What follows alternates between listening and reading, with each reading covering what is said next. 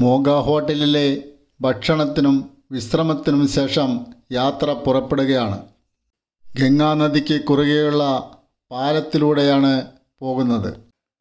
നദിയുടെ അക്കരയിൽ ഗർമുക്തേശ്വർ എന്ന ക്ഷേത്രമാണ്.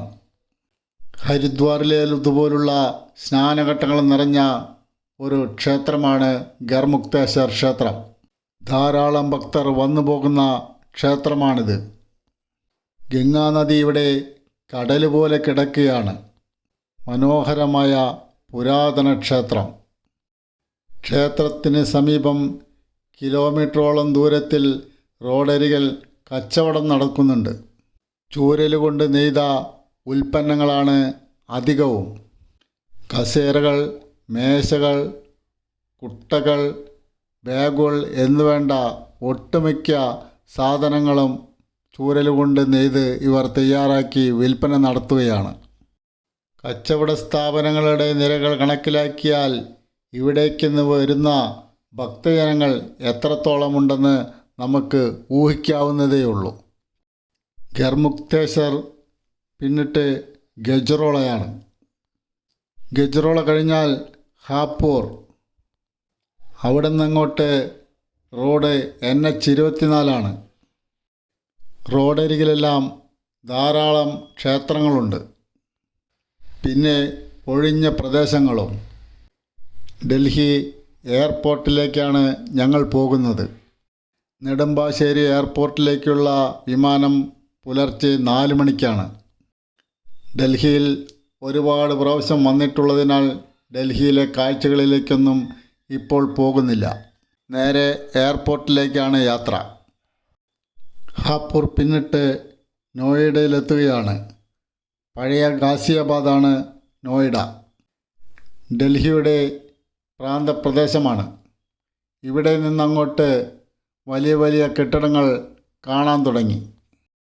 റോഡിലൂടെയുള്ള തിരക്കും വർദ്ധിച്ചിട്ടുണ്ട്. അടുത്ത കാലത്തായി റോഡുകളുടെ വലിയൊരു വികസനമാണ് ഇവിടെയെല്ലാം നടന്നിട്ടുള്ളത്. പുതിയ കാലഘട്ടത്തിൽ ഒരുപാട് റോഡുകളും ഫ്ലൈ ഓവറുകളും ഡൽഹിയിലുണ്ടായി. അതുകൊണ്ട് തന്നെ നമ്മൾക്ക് അധികം തടസ്സമൊന്നുമില്ലാതെ ഡൽഹിയിലൂടെ ഇപ്പോൾ യാത്ര ചെയ്യാം. കുറച്ചുകൂടി പോകുമ്പോൾ ഇടതുവശത്ത് ഒരു ചെറിയ മല കാണാം.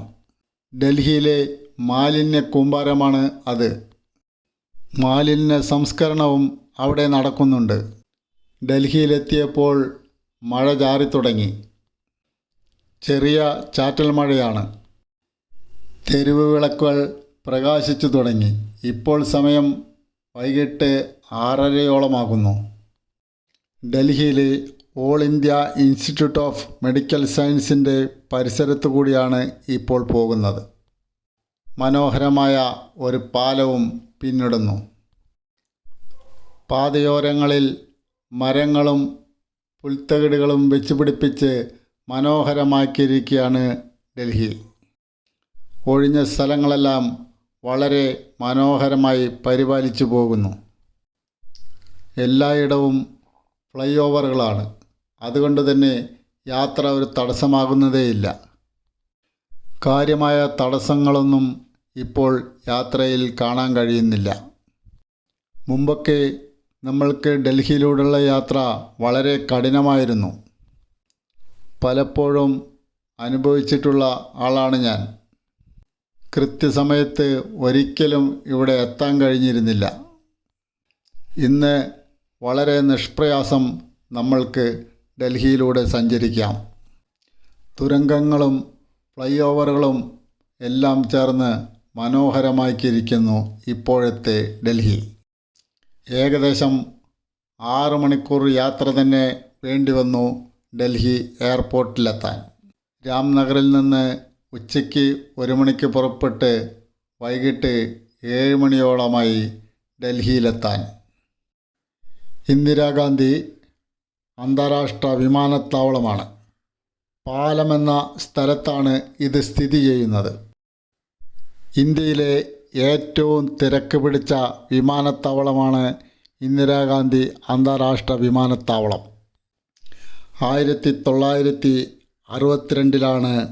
ഇത് സ്ഥാപിച്ചത്. അന്ന് പാലം എന്ന വിമാനത്താവളമെന്നായിരുന്നു ഇതിൻ്റെ പേര്. ലോകത്തിലെ തിരക്ക് പിടിച്ച 10 വിമാനത്താവളങ്ങളിൽ ഒന്നാണ് ഇന്ദിരാഗാന്ധി അന്താരാഷ്ട്ര വിമാനത്താവളം. അങ്ങനെ രാത്രി ഇരുന്ന് കഴിച്ചുകൂട്ടി പുലർച്ചെ ലോഞ്ചിൽ നിന്ന് ഭക്ഷണം കഴിച്ച് നാട്ടിലേക്ക് പുറപ്പെടുവാനുള്ള തയ്യാറെടുപ്പിലാണ് ഞങ്ങൾ. നല്ല ഉറക്കക്ഷീണമുണ്ട്.